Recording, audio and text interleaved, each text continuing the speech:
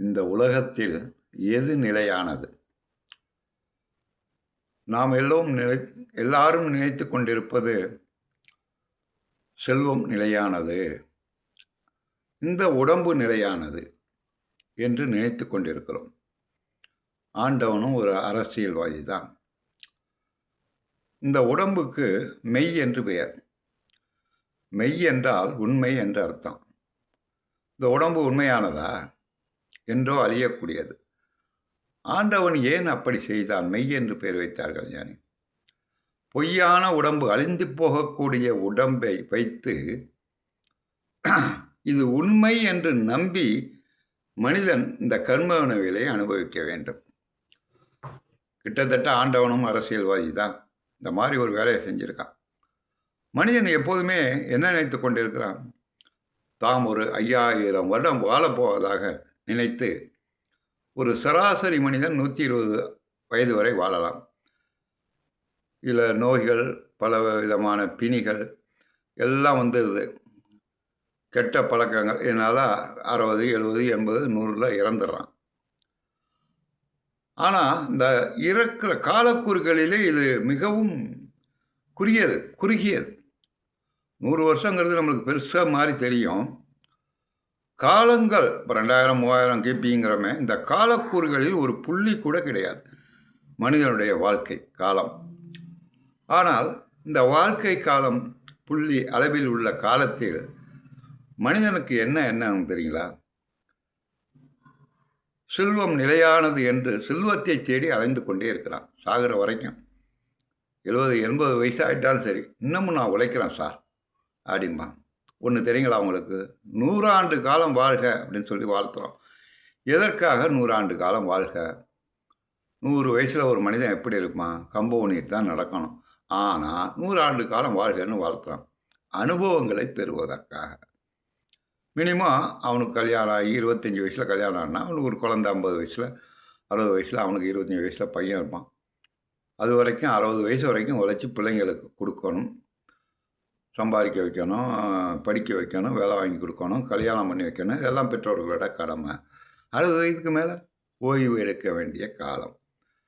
ஓய்வுன்னா அப்படி சாப்பிட்டுட்டு 3 வேளையும் படுத்து கிடக்கிறதா? நாம் எதற்காக பிறந்தோம், எதற்காக வாழ்கிறோம், எதற்காக துன்பப்படுகிறோம், இதை பற்றி தெரிந்து கொள்ள வேண்டும். அனுபவங்களை பெற வேண்டும். அப்போ தான் சிந்தனை பண்ணக்கூடிய எண்ணம் வரும், தர்மம் வளரும்.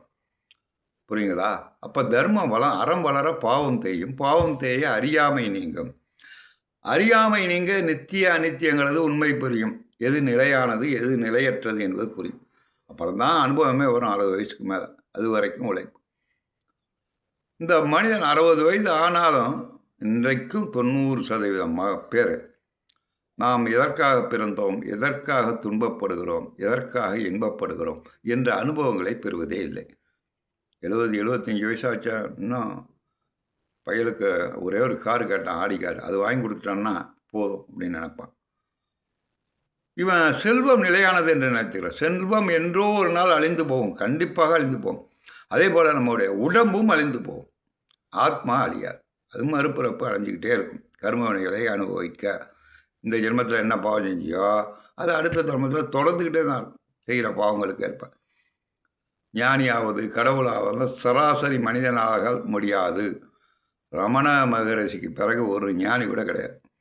எதுக்கு சொல்லுகிறேன் என்றால், பொதுவாக இந்த உடம்பு நிலையானது, என்னைக்கும் ஒன்று சாக போகிற உடம்பு, புரியுங்களா? அப்படின்னு நாம் நினச்சிக்கிட்டு ஒரு சின்ன அடிபட்டு ஆகக்கூட ஆஸ்பத்திரிக்கு போய் 5 லட்சம் ரூபா செலவு சார் நரம்பை ஜாயின் பண்ண. கடவுள் நினச்சா எத்தனையோ ஆப்ரேஷன் பண்ணவன் ஒரே ஒரு ஆப்ரேஷன் சக்ஸஸ் ஆகாமல் ஃபெயிலியரை தோற்று போகிறது இல்லையா?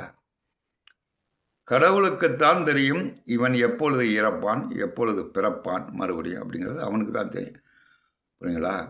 நம்ம ஹாஸ்பிட்டலில் போய் காப்பாற்றிட்டான் சார் அப்படிமா. ஆஸ்பத்திரியில் போய் காப்பாற்றினது நீ இல்லை, கடவுள். ஒன்று புரிஞ்சுக்கணும் நல்லா.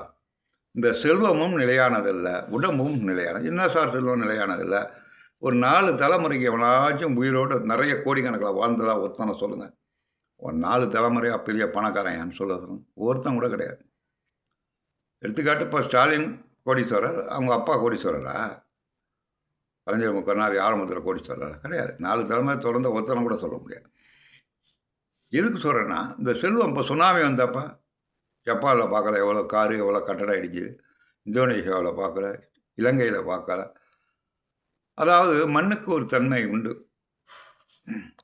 அதெல்லாம் பற்றி விளக்கனா லேட் ஆகும். அது ஒரு சைடு இருக்கட்டும். சமநிலை உடைய மண்.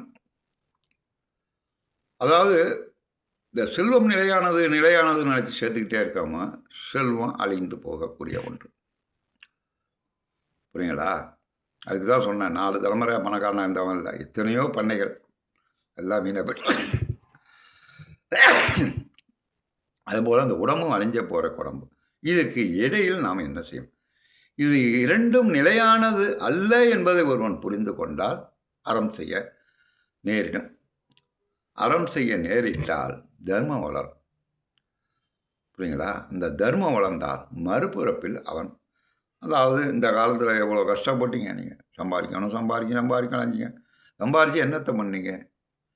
மற்றவங்களுக்கு யாரும் தர்மம் செஞ்சீங்களா? தர்மங்கிறது நீங்கள் இந்த சரீரத்தில் மற்றவனுக்கு சோறு போட்டால் சார், நான் 1000 பேருக்கு அன்னதானம் பண்ணான், இதெல்லாம் இந்த செய்கிற தர்மம் மறுபிறப்பில் பயனடி, அதோடு முடிஞ்சிடும். நான் சொல்ல போகிறீங்களா? அடுத்த பிறப்பில் எவனோ ஒருத்தவனுக்கு போடுவான், நீங்கள் சம்பாதி. இறைவனுக்கு செய்யும் தொண்டு நீ முக்தி அடைய வைக்கும். இந்த ஆத்மா பிறந்து ஒவ்வொரு ஜென்மத்திலையும் ஒவ்வொரு பிறவிலையும் கஷ்டப்பட்டு தான் இருக்கு. இந்த ஆத்மா பிறவாமை வேண்டாம், அதான் எல்லா ஞானிகளும் சொன்னது. புரியுங்களா? பாரதியார் வரைக்கும் அதான் சொன்னார், பிறவாமை வேண்டும், மீண்டும் பிறந்தால் உன்னை என்று மறவாமை வேண்டும். ஔவையார். இந்த பிறவாமை இருக்கிறதுக்கு என்ன வழி? இன்னும் சொல்ல போனால் சாகாமல் இருக்க ஒரே வழி இருக்கு.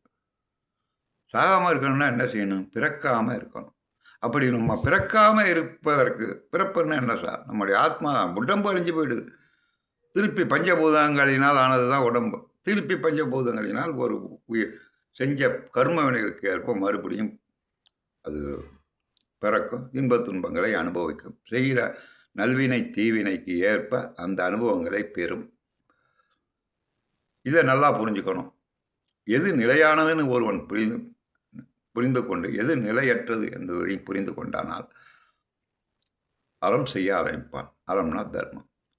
அழகாக வள்ளுவர் சொல்லார் பரிமேலர், அறம் வளர பாவம் தேயும், பாவம் தேய அறியாமை நீங்கும். அறியாமைன்னு என்ன? உலகத்தில் எதுவுமே நிலையானது இல்லைடா. ஒரு 10 ஜென்மத்துக்கு உங்கள் தாத்தா பேர் தெரியும், தாத்தாவுக்கு முன்னாடி உள்ள தாத்தா பேர் தெரியாது. ஒன்றும் வாழ்ந்துருக்கிறார், ஒவ்வொன்றும் வாழ்ந்துருக்கலாம், பிச்சைக்காய் எடுத்து கூட செத்து இருக்கலாம். அதே மாதிரி தான் நம்ம இறந்ததுக்கு பிறகு என்ன ஒரு 4 தலைமையில் நம்ம யாருன்னு தெரியாமல் போகுது. இதுக்குள்ளே நீங்கள் ஏதாச்சும் செஞ்சுட்டு போகணும். என்ன சார் செய்கிறது? உண்மையை புரிந்து கொள், வள்ளுவர் பற்றி தெரிந்து கொள். வள்ளுவ ஞானி அதாவது நம்ம எவ்வளோ புத்தகம் எழுதினாலும் அழிஞ்சிட்டோம்.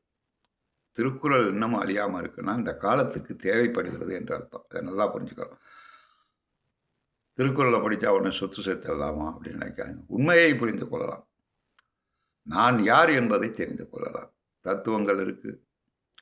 கடவுள், கல்வி, உலகம், தர்மம், தத்துவம், அரசியல், பொருளாதாரம், சட்டம், மருத்துவம், காமம், அவர் சொல்லாத விஷயமே கிடையாது. நான் 2000-3000 வீடியோ போட்டிருக்கேன்.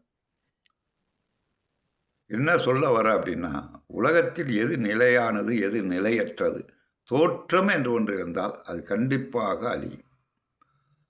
எது தோன்றாமல் இருக்கிறதோ அது அழியாது. புரியல இல்லை? அப்படி தோன்றாமல் இருப்பது இயற்கையிலேயே உள்ளது. பதி, பசு, பாசம். இறைவன் ஒருவன். உயிர்கள் 10,000 கோடி. பசு அதுக்கு பேர். பாசம் என்பது அழுக்கு, மலம், நாம் செய்கிற கர்ம வினைகள். அப்படி வச்சுக்கலாம். நன்றி மாணவர்களே. மீண்டும் அடுத்த வீடியோவில் சந்திக்கலாம். நன்றி, வணக்கம்.